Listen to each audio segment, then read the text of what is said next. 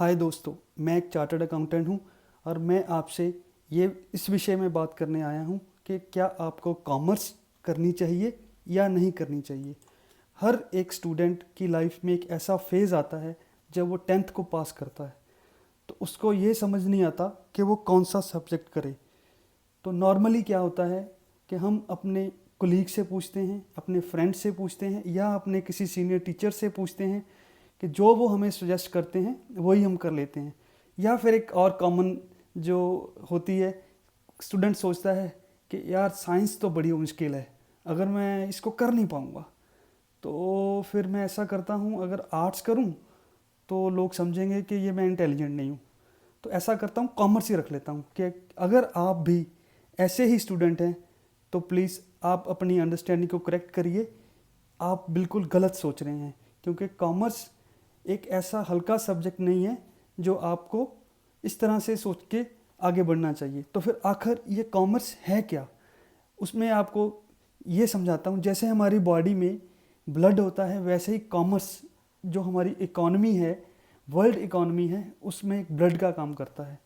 कोई भी एक्टिविटी जो आप आपके आस पड़ोस देखते हो, जैसे इंपोर्ट हो रहा है, एक्सपोर्ट हो रहा है, ट्रेड हो रहा है, मैन्युफैक्चरिंग इंडस्ट्रीज काम कर रही हैं, तो ये सब कुछ कॉमर्स का ही पार्ट है। और अगर आप इस सब्जेक्ट को रखते हो तो आप इसका पार्ट बनोगे। तो फिर नेक्स्ट क्वेश्चन जो सबके सवाल दिमाग में आ रहा होगा कि आखिर मैं कॉमर्स करूं क्यों। तो let's understand and analyze by yourself. मैं कुछ सवाल लेके आया हूं आपके सामने।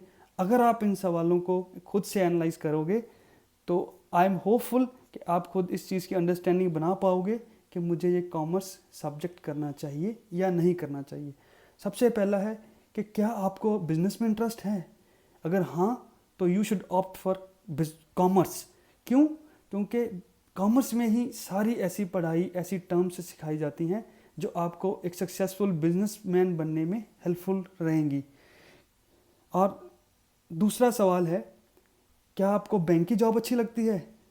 हाँ, अगर बहुत सारे स्टूडेंट को यह भी लगता है तो भी आपको कॉमर्स ही करनी चाहिए, क्योंकि बैंक में जो भी टर्म्स यूज़ होती हैं, जैसे नेगोशिएबल इंस्ट्रूमेंट एक्ट है जो एक मेजर रोल होता है बैंक में अप्लाई होता है, तो फिर आपको कॉमर्स ही करनी चाहिए अगर आपने बैंक की जॉब में इंटरेस्ट रखते हो तो। थर्ड वन जो है, अगर आपको शेयर मार्केट में इंटरेस्ट है, वो तो आजकल सबको ही है मेरे ख्याल। तो फिर अगर मार्केट में इंटरेस्ट है तो फिर आपको देखना भी पड़ेगा कि इसमें क्या टर्म्स यूज़ होती हैं, कैसे ये काम करती है, क्या इससे मैं पैसा कमा सकता हूँ। तो फिर आपको कॉमर्स ही लेनी चाहिए।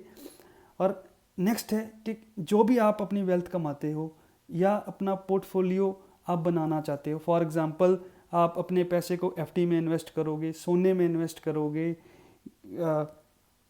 म्यूचुअल फंड में इन्वेस्ट करोगे, इंश्योरेंस में इन्वेस्ट करोगे, इस सब में अगर आप चाहते हो कि मैं खुद अपने आप करूं, किसी की हेल्प ना लूं, या आपका इन चीज़ों में इंटरेस्ट है, तो भी आपको कॉमर्स ही करनी चाहिए। और इन केस आपकी ये इच्छा है कि मुझे जल्दी से पैसे कमाने हैं, तो मैं वेट नहीं कर सकता, तो भी इसमें कॉमर्स हेल्प करती है। वो कैसे करेगी?